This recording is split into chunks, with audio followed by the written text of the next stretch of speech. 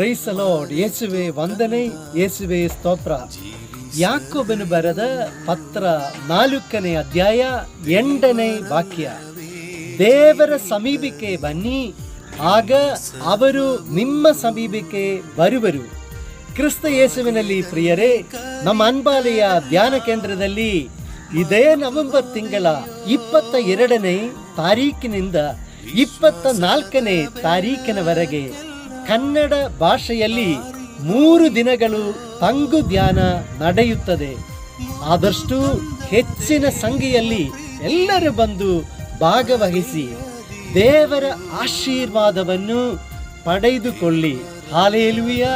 ಯೇಸುವೆ ವಂದನೆ, ಯೇಸುವೆ ಸ್ತೋತ್ರ.